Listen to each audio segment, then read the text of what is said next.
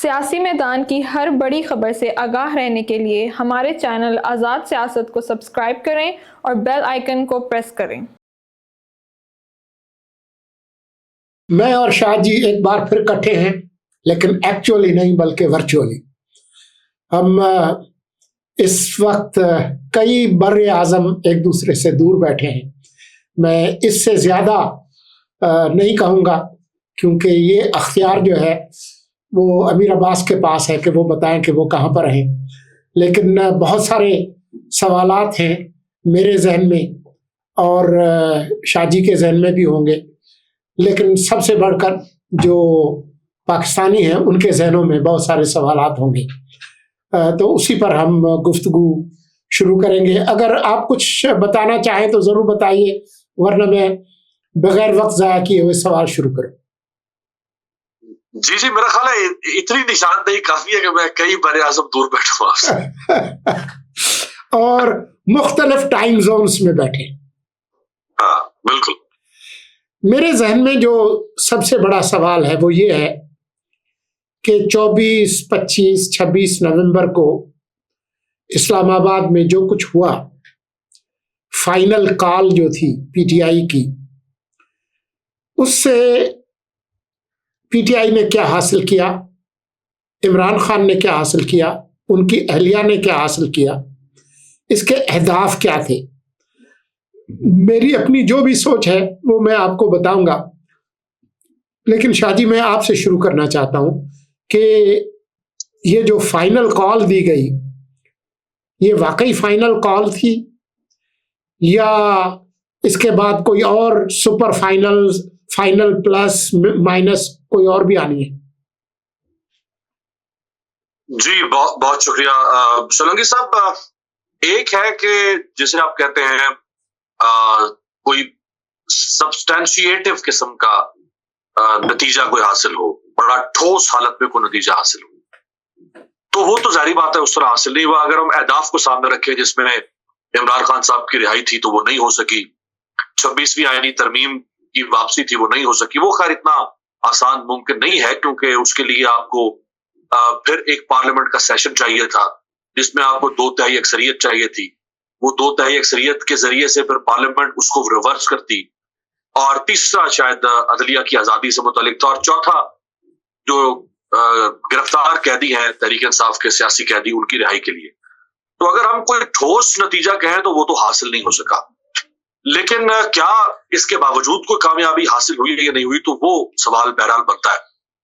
میرا خیال ہے کہ جو سیاسی جماعت اپوزیشن میں ہے اور جو اپنے سروائیول کی جنگ لڑ رہی ہے اور جس کے خلاف حکومت یہ ہائبرڈ نظام مکمل طور پر اسے کرش کرنے کے لیے سرتاپاک کوشش کر رہا ہے، عدالتیں اس کے خلاف نبرد آزما ہے، میڈیا کا ایک بڑا حصہ اس کے خلاف۔ اب یہ دیکھیں نا، یہاں تک کہ اور کیا ہو سکتا ہے کہ ایک اتنی بڑی سیاسی تحریک تھی، غلط صحیح ایک علیحدہ بحث ہے، نفع نقصان ایک علیحدہ بحث ہے، لیکن پاکستانی میڈیا کے اوپر پابندی تھی کہ وہ اس تحریک کو دکھا نہیں سکتا۔ اور میں جانتا ہوں کہ بڑے بڑے چینلز، ان کے صحافی، ان کے سربراہ وہ کلپ رہے تھے کہ ہم دکھانا چاہتے ہیں یہ سب کچھ جو ہو رہا ہے، چاہے ہم ان کے خلاف ہی دکھا دیں، ہم عمران خان اور اس کی تحریک کی بیشنگ ہی کر دیں کم از کم، لیکن ہمیں وہ بھی کرنے کی اجازت نہیں ہے۔ اسی طرح سے وکلا آپ دیکھ لیں، وہ تقسیم کر دیے گئے، پاکستان بار کاؤنسل، سپریم کورٹ بار، وہ حکومت اور ریاست کے ہاتھوں میں چلی گئی۔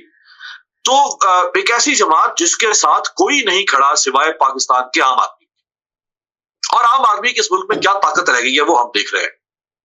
تو میرا خیال ہے کہ اس جماعت نے اس کی جگہ پہ کوئی بھی ہو، آپ نون لیگ اور پیپلز پارٹی کا زمانہ اٹھا کے دیکھ لیں پرویز مشرف کے زمانے میں، آپ پیپلز پارٹی کا دور اٹھا کے دیکھ لیں ذوالفقار بھٹو صاحب کے بعد ضیاء الحق کے زمانے میں، اسی طرح سے عمران خان کے زمانے میں آپ دیکھ لیں پیپلز پارٹی اور نون لیگ۔ تو جو اپوزیشن میں ہوتا ہے وہ سٹرگل کرتا ہے، اور پی ٹی آئی نے سٹرگل کرنی ہے۔ یہ تو نہیں ہے کہ وہ اپنی سیاست چھوڑ کے خوف زدہ ہو کے پارٹی کو منسوخ کر کے معطل کر کے ساری سیاسی سرگرمیاں ترک کر کے اور وہ اگلے 10 سال کے لیے چلے جائیں اور وہ کھلا میدان چھوڑ دیں ریاست کے لیے کہ جو کرتے پھریں یہ کریں، اور ایک نہ ختم ہونے والا اقتدار یہاں پہ کسی السیسی کی طرح یا قذافی کی طرح یا حسنی مبارک کی طرح قائم ہو جائے۔ تو اپوزیشن کی جماعت اسٹرگل کرے گی. اس لیے میں یہ نہیں سمجھتا کہ اس میں وہ کامیاب کچھ حد تک ہوئے یا نہیں ہوئے، لیکن جس طرح ریاست نے ان کو بھگایا وہاں سے، اس کے بعد پھر کون ٹھہر سکتا تھا؟ یہ بھی تو سوال ایک ہے نا کہ جو جس طرح گولیوں کے ساتھ ڈھونڈ ڈالا گیا لوگوں کو. 12 لوگ تو پی ٹی آئی نے تصدیق کر دی کہ ہمارے 12 لوگ ہیں. حکومت ایک بھی ماننے کو تیار نہیں.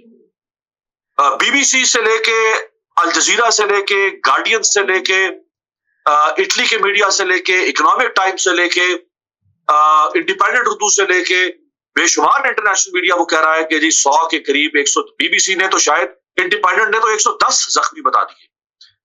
تو جب یہ حالت تھی تو اس کے بعد پھر لوگوں نے وہاں سے بھاگنا ہی تھا. لوگ آگے جو کھڑے ہوئے تھے وہ کوئی سٹیل کے یا پتھر کے تو نہیں بنے ہوئے تھے کہ ان کو گولیاں لگتی رہتی اور وہ آگے بڑھتے رہتے. انہوں نے بہرحال جب لوگ گرنا شروع ہوئے تو وہاں سے بھاگ گئے. اسٹرگل انہوں نے جو احتجاج کی ہے وہ کی ہے، اور وہ میرا خیال ہے اس وقت تک کرتے رہیں گے جب تک ان کے ساتھ جو یہ زیادتیاں ہیں ان کا ازالہ نہیں ہوتا. شاہ جی، بات یہ ہے کہ 24 نومبر کے اس احتجاج سے پہلے پی ٹی آئی کی لیڈرشپ نے پاکستان کے اندر اور باہر جو ایک ماحول بنایا وہ یہ تھا کہ لاکھوں لوگ اسلام آباد کے ڈی چوک میں پہنچیں گے اور پہلے مرحلے میں اسلام آباد مفلوج ہو جائے گا. یہ باتیں کی گئیں کہ اتوار کو تو یہ شروع ہونا تھا، لیکن جمعے سے قافلے آنا شروع ہو جائیں گے اور اسلام آباد اور پنڈی کے تو بہت سارے علاقوں میں لوگ پہلے پہنچ گئے ہوں گے.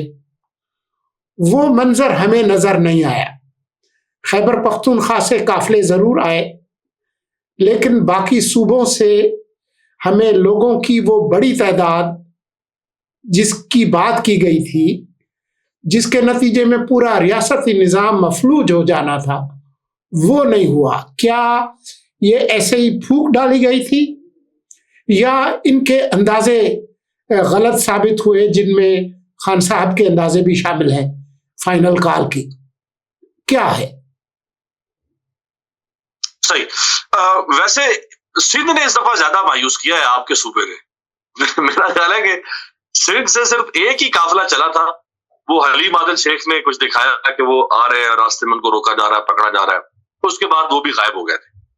اور حلیم عادل شیخ صاحب جو ہیں ان کے بارے میں یہ تاثر ہے کہ وہ ادھر سے بھی ملے ہوئے ہیں، یعنی ادھر کا بھی خیال رکھتے ہیں، لحاظ کرتے ہیں، اور جس طرح ایک کھل کے اگریسو سیاست کرنی چاہیے وہ نہیں کر پاتے.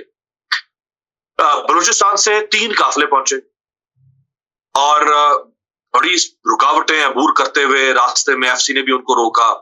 ایک قافلہ تو ایک غیر معمولی راستے سے ہو کر آیا جو معمول کا راستہ نہیں ہے، پہاڑوں کے اندر سے، دروں سے ہوتے ہوئے، کچی سڑکوں سے ہوتے ہوئے، اور پھر ڈیرہ اسماعیل خان کی طرف سے انہوں نے یعنی کے پی میں انٹر ہوئے. پنجاب میں رکاوٹیں. جو پنجاب کے لوگ تھے، مختلف شہروں سے لوگوں کے نکلنے کی ویڈیوز، بیانات، کوششیں ہوتی رہیں.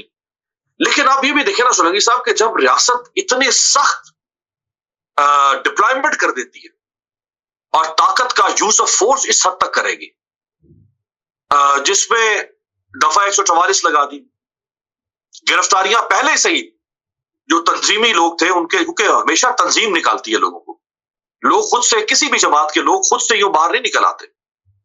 اگر ہم کہنا کہ کوئی بہت بڑا انقلابی سطح پہ لوگ نکلیں گے تو وہ کوئی بھی جماعت نہیں نکال سکی. یہ سوال شکوہ یا تانا صرف پی ٹی آئی کے لیے نہیں ہوگا. یہ نون لیگ بھی کوئی اتنی انقلابی جماعت نہیں ہے، اس کے لیے بھی کوئی کروڑوں لوگ کبھی نہیں نکلیں گے، نہ نکلے. پیپلز پارٹی کے لیے کوئی کروڑوں لوگ نہیں نکلے. جب محترمہ کو سیلف ایگزائل میں جانا پڑا، نواز شریف 1997 میں جب اقتدار میں آئے اور محترمہ کو نواز شریف کے انتقام کی وجہ سے سیلف ایگزائل میں باہر جانا پڑا، تو کیا کوئی کروڑوں لوگ نکل آئے تھے پورے پاکستان سے کہ بی ہم آپ کو نہیں جانے دیں گے، ہم دیکھتے ہیں نواز شریف آپ کے خلاف کیسے انتقام لیتا؟ نہیں. سو یہ ہماری قوم کا ایک مزاج ہے. اس میں کوئی تعلق یہ نہیں ہے کہ پی ٹی آئی یا نون لیگ پیپلز پارٹی. میں سمجھتا ہوں اگر کل کو نواز شریف کے ساتھ زیادتی ہو رہی ہو، جو کہ نواز شریف کے ساتھ ہوئی ماضی میں زیادتی، تو कोई करोड़ों लोग नहीं निकल आए थे जब 12 अक्टूबर 1999 को नवाज शरीफ का तख्ता उल्टा गया, बिल्कुल सन्नाटा, पूरी कौम सुन्न हो गई थी, सुन, कोई एक बंदा बाहर नहीं निकला था। तो लेकिन इसके बावजूद इन्होंने अंगड़ाई ली है, रेजिस्टेंस की है। कश्मीर से सरदार कयूम नियाजी का एक काफिला आया है, गिलगित बल्तिस्तान से जो वहां के साबिक चीफ मिनिस्टर हैं खालिद खुर्शीद, उन्होंने ये खबर दी थी, ट्वीट की कि रास्तों को ब्लास्टिंग करके बंद किया जा रहा है, खुद से ब्लास्टिंग की जा रही है ताकि पहाड़ गिरे, पत्थर गिरे और सड़कें बंद हो जाए, कोई आ ना सके। पंजाब में कंटेनराइजेशन, इस्लामाबाद में कंटेनराइजेशन, मोबाइल नेटवर्क्स, इंटरनेट, तो रियासत ने इतना सख्त माहौल बना दिया था। अब या तो लोग फिर मारे और बिल्कुल आ जाएं और गर्दनें उड़ाते जाएं, और वो माहौल अगर हम कहें कि बनाए लोग, तो फिर हम बैठ के कह रहे होते कि ये तो पुलिस के साथ लड़ रहे हैं, सिक्योरिटी फोर्सेस से लड़ रहे हैं। अगर लोग नहीं लड़ते और वो उन रुकावटों के सामने हथियार डाल देते, तो फिर हम उन पर तो तंज नहीं कर सकते कि इन्होंने क्यों ऐसा किया। ये तो हम ये तो तय कर लें कि फिर लोगों ने आना है, और फिर वो चाहे उनके रास्ते में एफसी आए, खासादार आए, पुलिस आए, रिजर्व फोर्स आए, जो भी आए, वो उसको कुचलते हुए आ गया। अगर वो ये करेंगे तो फिर हम कहते हैं ये शरपसंद है, खारिज है, दहशतगर्द है। तो मेरा ख्याल है एक सियासी जमात की सियासी सरगर्मी और उसके सियासी वर्कर की जिद्दोजहद का मैं तो एहतराम करूंगा, चाहे वो नून लीग हो, पीपल्स पार्टी हो, कोई भी जमात जो किसी उसूल के लिए अगर खड़ी हो, तो मेरे तो गुस्सा आंखों पे हो। देखें, पीटीआई ने जो अभी तक बयानिया बनाया है वो ये है कि ये बिल्कुल वखरे किस्म की जमात है, ये मौरूसी जमात नहीं है, ये ख़ानदानी जमात नहीं है, ये वाकई अवाम की जमात है। और अवाम जब गुस्से में होते हैं और वो हज़ारों और लाखों की तादाद में निकलते हैं, तो फिर उनको पुलिस, इंतज़ामिया वो उनको रोक नहीं सकती। दुनिया भर का तजुर्बा ये है।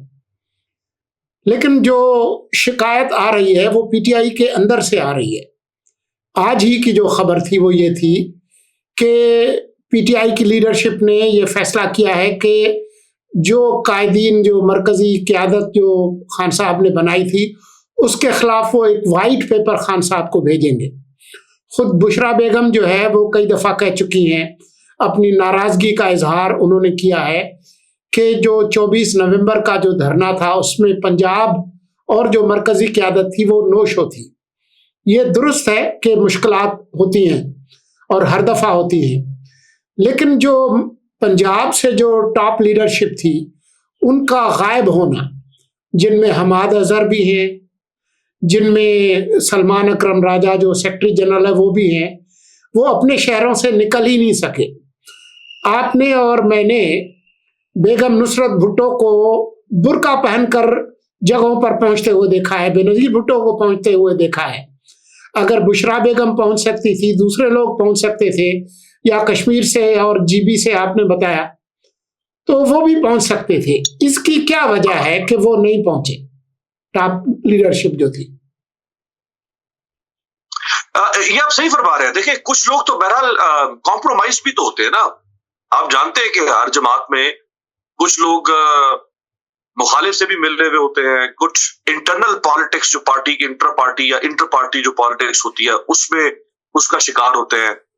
कुछ लोग वाकई इतने बाहिम्मत नहीं होते, इतने मजबूत नहीं होते।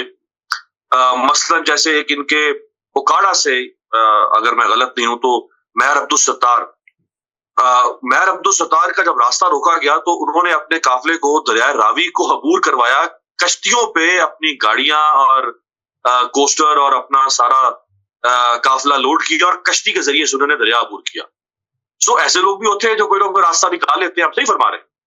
लेकिन बहुत सारे लोग हैं जो कॉम्प्रोमाइज भी होते हैं, नहीं हिम्मत कर पाते। देखे ना, जैसे जिस वक्त मुशर्रफ आया और मुशर्रफ ने पीपल्स पार्टी को तोड़ना चाहा तो उसने पीपल्स पार्टी में से एक धड़ा निकाल दिया, उसमें पीपल्स पार्टी पैट्रियट बनाई और उसमें पीपल्स पार्टी के अपने लोग जो 30 साल तक पीपल्स पार्टी में थे, अंदाजा करें आप, इतने जिनकी घुट्टी में पीपल्स पार्टी थी, मखदूम फैसल साले हयात, इंतहाई नौजवान सियासतदान था, राव सिकंदर, वजीर दिफा बन गए वो परवेज मुशर्रफ के। नौरेज शकूर वजीर पेट्रोलियम बन गए।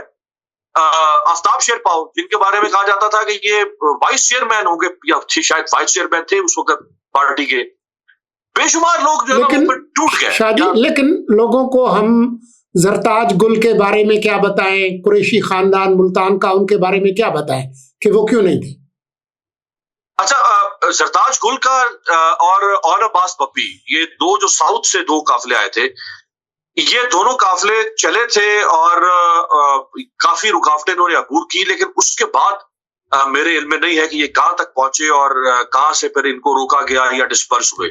کچھ لوگ تو گرفتار ہو گئے تھے، جیسے زید قریشی ہیں، عامر ڈوگر ہیں، رائے حسن نواز ہیں، ندیم قریشی ان کے ایم پی اے ملتان سے. کچھ گرفتاریوں کے بارے میں کہا جا رہا ہے وہ فرمائشی گرفتاریاں بھی ہیں، فرمائشی بھی ہوتی ہیں. آپ کو پتا ہے سیاست میں جو لوگ نہیں زیادہ مزاحمت کر سکتے وہ کہتے ہیں کہ یار ہمیں خود ہی پکڑ لو، اگلا کام زیادہ مشکل ہے، یہ گرفتاری 4 دن کی زیادہ آسان ہے. تو یہ ہے سیاسی جماعتوں میں میرا خیال ہے کچھ لوگ بہت تگڑے، بڑے باہمت، ڈٹ جانے والے اور کہتے ہیں بس ٹھیک ہے ایسی کی تیسی ٹکرا جاتے ہیں، خطرات کو خاطر جمع میں نہیں لاتے. کچھ لوگ ذرا نفیس لوگ ہوتے ہیں، وہ نہیں اتنا مزاحمت کر پاتے. تو اب اس وقت یہ مزاحمت کی پالیٹکس ہے نا، یہ کوئی منشور کی سیاست نہیں ہے اس وقت، کوئی کارکردگی کی سیاست نہیں ہے اس وقت تحریک انصاف کی اور باقی جماعتوں کے درمیان. یہ تو مزاحمت کی سیاست ہے کہ کون کتنا طاقتور ہے، کس کے پاس کتنے مسئلے ہیں. یہ تو اب دیکھیں المیہ ہے اس ملک کا کہ یہی انفارچونیٹلی ہونا تو یہ چاہیے تھا کہ عمران خان کی کارکردگی پہ لوگ اس کو ووٹ دیتے. اگر کارکردگی بری ہے تو لوگ اس کو نکال دیتے اقتدار سے، جو کہ لوگ نکال رہے تھے 2023 کے الیکشن میں. اگر بر وقت الیکشن ہوتا اور یہ ووٹ آف نو کانفیڈنس نہ آتی تو لوگ عمران خان کو نکال رہے تھے. شاید عمران خان بمشکل قومی اسمبلی میں 40-45 سیٹوں پہ آ کے گرتے. لیکن آپ نے اس ملک میں ایک اصول بنا دیا ہے کہ یہاں پہ مارا ماری ہوگی، صرف یا مارا جائے گا، کچلا جائے گا، دبایا جائے گا، لوگ اس کے خلاف مزاحمت کریں گے. یہی کھیل ایک تماشا اس ملک میں چل رہا ہے 78 سال سے، وہی چلائے جا رہے. کسی اصول پر کوئی سیاست کرنے دیں تو سیاسی جماعتیں خود سسٹم کے تحت اندر آئیں، باہر نکلیں، ضائع ہوگی، بنے گی، ٹوٹے گی، کچھ تو ہوگا نا. لیکن یہ کیا کھیل ہے اس ملک کے اندر؟ اس لیے پھر اب یہ مزاحمت کی سیاست ہے، اس میں کبھی مزاحمت کامیاب ہوگی، کبھی ناکام ہوگی. اب جس دو راہے پر پی ٹی آئی کھڑی ہے اس میں متضاد قسم کی رائے خود پی ٹی آئی کے اندر موجود ہے. اگر آپ کچھ لوگوں کو سنیں، خاص طور پر جو ملک سے باہر ہیں یا جو سوشل میڈیا کے جو بڑے کھلاڑی ہیں، وہ تو مزید مزاحمت اور پرتشدد مزاحمت اور انقلاب اور اس سے کم کی بات نہیں کر رہے. لیکن ساتھ ہی پی ٹی آئی کے اندر کافی لوگ ہیں جن میں شاہ محمود قریشی اور جو کوٹ لکھپت والے جو لوگ ہیں، وہ یہ کہتے ہیں کہ ہم سیاسی لوگ ہیں اور ہمیں سیاسی مذاکرات کر کے اس بحران کا کوئی حل نکالنا چاہیے. اسی طرح سے حکومت کے اندر بھی مختلف کیمپس آپ کو نظر آتے ہیں. کچھ لوگ یہ کہتے ہیں کہ جی بس گورنر راج لگائیں، پارٹی پہ پابندی لگائیں. کچھ لوگوں کا خیال یہ ہے کہ نہیں، ہمیں دوبارہ ان کے ساتھ کوئی بات چیت کر کے کوئی سیاسی حل جو ہے وہ نکالنا چاہیے. آپ کے خیال میں خان صاحب کس حل کی طرف جائیں گے؟ کیونکہ شاہ محمود قریشی کی شاید ملاقات ہو، جب ہم گفتگو کر رہے ہیں انہوں نے اس خواہش کا اظہار بھی کیا تھا. آپ کے خیال میں حکومت کس طرف جائے گی اور خان صاحب کس راستے کو چنیں گے؟ یہ آپ نے بڑی خوبصورت بات کی ہے کہ حکومت میں بھی اور تحریک انصاف میں دو طرح کے لوگ ہیں. ایک جسے ہم کہتے ہیں ڈوش، ایک ہوتا ہے ہاکش. یعنی کچھ لوگ ہیں جو کہتے ہیں ٹھیک ہے زیادہ لڑائی جھگڑا نہیں کرنا چاہیے، ٹکرانا نہیں چاہیے، اور کوئی لین دین کر کے کوئی معاملات کسی طرح سے حکمت سے خوش اسلوبی سے آگے چلائیں. کچھ لوگ ہوتے ہیں جو کہتے ہیں اگریسو، نہیں ہمارے ساتھ زیادتی ہوئی ہے، ہم اس زیادتی کا بدلہ لیں گے، ہم کیوں پیچھے ہٹیں، ہم کیوں کمپرومائز کریں، زیادتی ہم سے ہوئی ہے، ہم کیوں کہ سرنڈر کر دیں، ہم کیوں جو اگریسر ہے، جو اوپریسنگ فورس ہے، جو سپریس کر رہا ہے، ہم کیوں اس کے ساتھ ہاتھ کریں، ہمارے ساتھ زیادتی ہوئی ہے وہ ہمارے ساتھ بات کرے، ہم کیوں کریں. اب یہ دو طرح کی رائے ہوتی ہے ہر جماعت میں. حکومت میں بھی اسی طرح سے دو لوگ ہیں. کچھ کہتے ہیں کہ جی جیسے خواجہ آصف جیسے انتہائی غیر سنجیدہ لوگ، انتہائی شرمناک قسم کا کردار ہے خواجہ آصف کا. افسوس تو یہ ہے کہ آپ عمر کے ایک حصے میں پہنچ گئے ہیں, آپ نے 7-8 دفعہ پاکستان کی پارلیمنٹ کو دیکھا, آپ وزیر خارجہ, وزیر دفاع, وزیر پانی بھی, اس کے اوپر کیا وزارت رہ جاتی سوائے وزارت عظمیٰ کے. لیکن اس کے باوجود انتہائی غیر ذمہ دارانہ قسم کے بیانات دینا اور ٹکراؤ والی کیفیت کی طرف لے کے جانا. دوسری طرف کچھ لوگ ہیں جو حکمت سے بھی چلتے ہیں حکومت کے اندر, جیسے رانا ثناء اللہ مثلاً, وہ کہیں پہ سخت رویہ اختیار کرتے ہیں, کہیں ذرا حکمت کا مظاہرہ کرتے ہیں. خواجہ سعد رفیق, جی خواجہ سعد رفیق, بالکل آپ نے بجا فرمایا. خواجہ صاحب ناراض ہیں اپنی حکومت سے, لیکن وہ یہ نہیں کہتے کہ مار دو, انہوں تن دو, ٹھوک دو, ایسی کی تیسی ان کی گردنیں اڑا دو, یہ کام وہ نہیں کرتے. کچھ لوگ ہیں جو کہتے ہیں یہ کام کیا جائے. اچھا, جیسے رانا صاحب نے اب دیکھے نا متی اللہ جان کے معاملے پر خواجہ آصف نے مذاق اڑایا. متی اللہ جان, خواجہ آصف کہہ رہے ہیں یہ کہاں صحافی اٹھ کر آ گیا.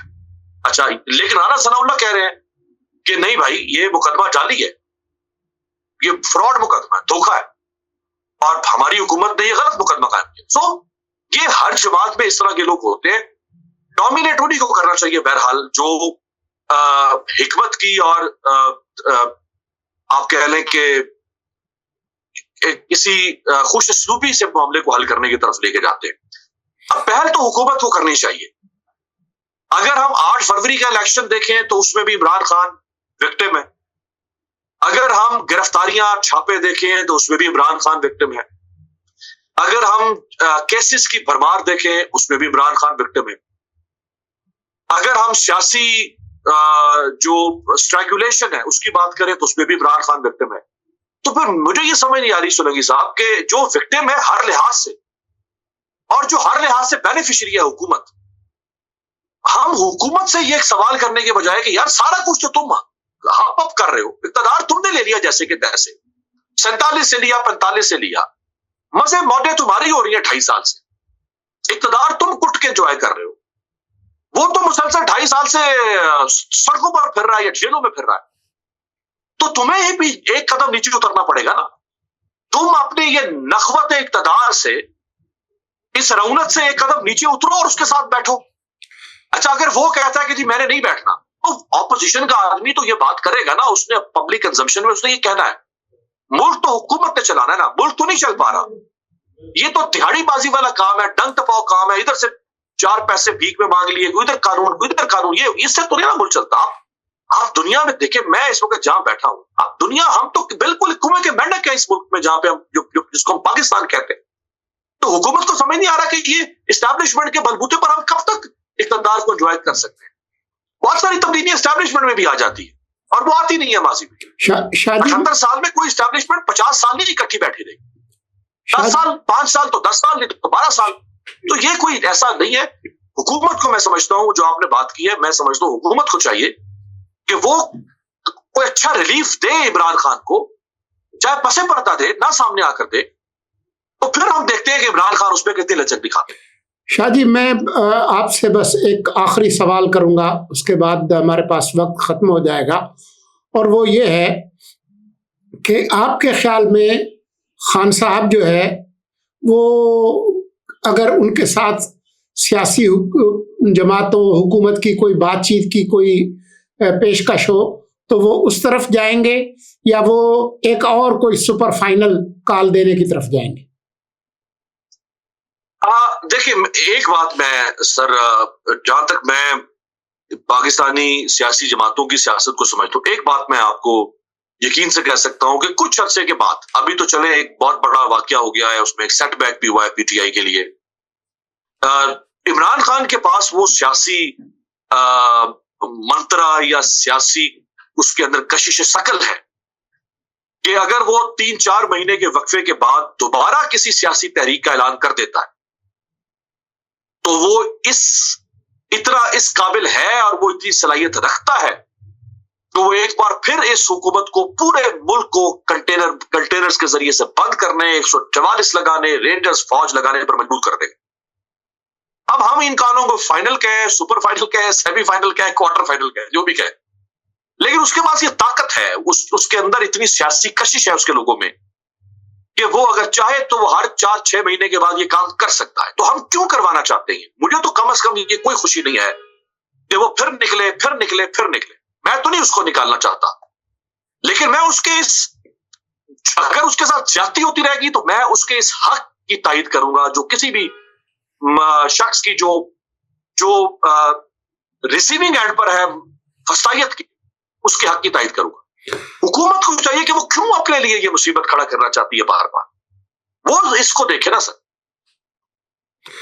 میں اس پر آج کی یہ گفتگو ختم کروں گا کہ میری نظر میں حکومت کا مستقبل صرف اس میں وابستہ ہے کہ وہ بات چیت کی بات کرتی رہے، لیکن اپنی توجہ جو ہے وہ مرکوز رکھے عوام کی جو حالت ہے اس کو بہتر بنانے میں، معیشت کی اور جو دہشت گردی کا جو چیلنج ہے اس کی طرف توجہ دے۔ تو میرے خیال میں خان صاحب سے ان کو کوئی خطرہ نہیں ہوگا۔ میرا خیال یہ ہے کہ خان صاحب نے جس طرح سے یہ فائنل کال دی اور اس کے لیے میرے خیال میں ان کی تیاری نہیں تھی، نہ عوام کا موڈ تھا، اس کے نتیجے میں انہوں نے اپنی پوزیشن مضبوط نہیں کی بلکہ کمزور کی ہے۔ میں اسی پر آج کی اس گفتگو کو ختم کروں گا۔ خدا حافظ۔